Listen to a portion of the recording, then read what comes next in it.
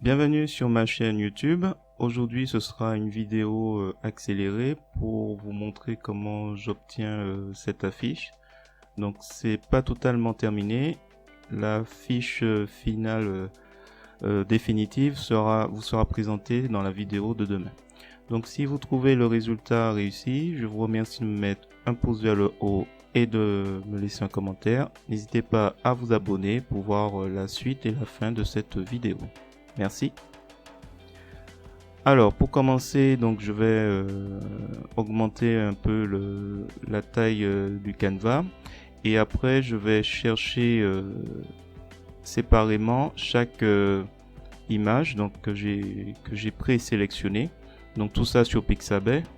Donc à chaque fois je fais un clic droit sur l'image que j'ouvre et copier l'image, et après quand je viens dans GIMP, je vais dans l'édition coller comme calque. Alors là après c'est de l'agencement, hein.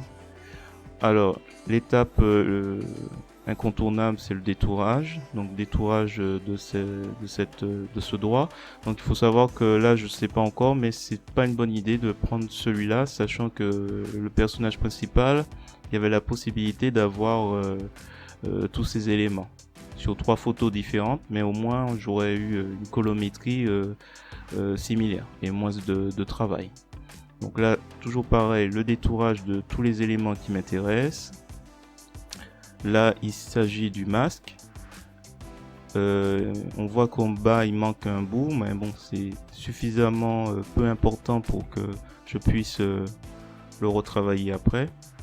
Donc là, il n'y a pas de souci. Donc détourage, je demande après un masque de calque et j'utilise la sélection.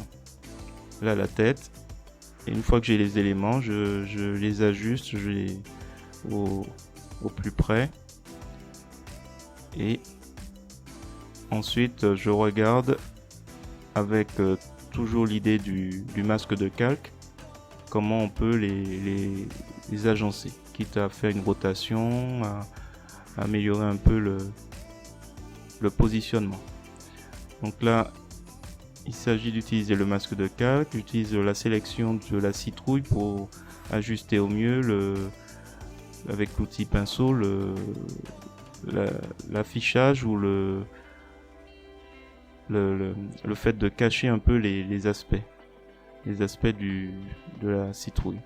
Donc il y a certains aspects je vais cacher. Là c'était une mauvaise idée, je voulais faire une pointe qui ressort de la peau, mais il aurait fallu faire une blessure. Comme je veux que ce soit un petit peu amusant sans être trop gore. Donc il y a certains aspects je vais laisser tel quel, mais la plupart, voilà, j'efface tout ce qui ne correspond pas.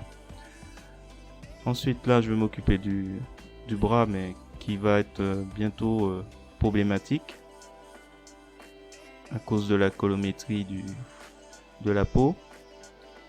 Donc là, pour reconstituer, il a fallu que je revienne sur le masque de calque, que je fasse la bordure. Heureusement, c'était pas très important. Et là, après, il s'agit de retirer toutes les parties un peu sombres qui correspondent pas trop au masque. Donc là, c'est toujours pareil. Le pinceau, la couleur noire sur le masque en question. Donc là, il y a des petits peaufinages à faire. Partout où il y a des erreurs ou des oublis, je reprends au fur et à mesure. C'est l'intérêt du masque de calque. Donc là, il s'agit progressivement de gommer tout ce qui peut être choquant, enfin qui empêche un peu la cohérence. Et au fur et à mesure, en fait, on continue comme ça à travailler les éléments. Donc là, je vais puiser sur la colorimétrie du personnage principal pour changer la couleur du bras. Donc là, on voit qu'on se rapproche un peu, mais pas totalement, de sa couleur de peau. C'est après que je vais voir que ce doigt est un peu trop grand par rapport à... Donc le doigt de la main droite est un peu trop grand par rapport au bras gauche. Donc je vais laisser tout ça reposer et je vais m'occuper du background, de l'arrière-plan. Donc j'ai trouvé une superbe image de nuit où il y a peut-être des épis de maïs sur la gauche. Donc je me suis dit tiens, ce serait peut-être pas mal de placer la citrouille. Donc il a fallu redimensionner l'image. Enfin voilà, c'était assez compliqué. Ensuite il a fallu adapter un peu la colorimétrie pour que ça soit un peu mieux, que ça s'incruste un peu mieux. Et il faut aussi s'atteler à la colorimétrie du personnage principal qui se trouve à l'intérieur de la citrouille. Donc, essayer d'imaginer où se trouve la lumière donc de la lune pour voir. Après, j'ai rajouté les yeux de la citrouille pour que ça fasse un peu plus maléfique. Et ensuite, les ombres que je rajoute. Je rajoute un peu d'ombre à droite, à gauche. Enfin, j'essaie de voir à peu près.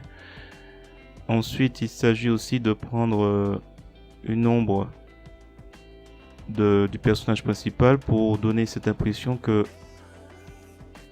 la lune, le reflet de la lune, reflète un peu sur le droit du personnage.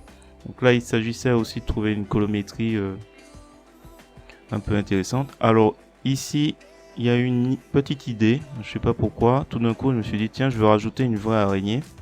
Donc je cherchais une araignée la plus bizarre possible. Enfin là c'est plus une migale. Donc là ça va être vraiment du temps perdu puisqu'au final c'est une idée que je vais abandonner puisque au-delà du fait qu'il y a un peu trop de zones floues, il a fallu trouver la colorimétrie. Enfin ça devenait un peu compliqué. Donc du coup après plusieurs tests sur l'ombre, sur la colorimétrie, enfin voilà, j'ai voulu faire quelque chose d'assez irréaliste. J'ai finalement abandonné.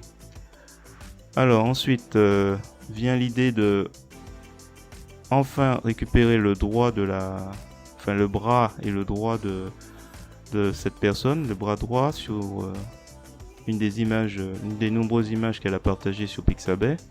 Et là, je fais comme tout à l'heure, copier, coller et après le détourage, le fameux détourage. Donc là, comme ça me permet d'utiliser la même main et la même chemise. Donc là, après, il s'agit de l'orienter comme l'autre, puisque je trouvais que la position était pas mal. Et même chose, je retravaille en fait les éléments pour qu'elle s'incruste.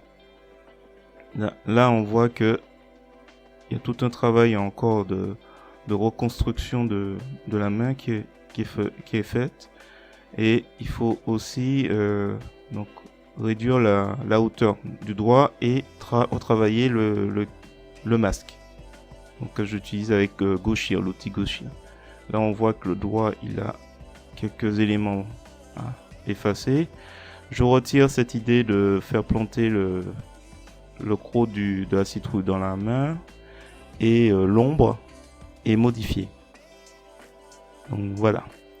Le droit qui était un peu trop gros, je le modifie aussi pour qu'il apparaisse un peu plus différent.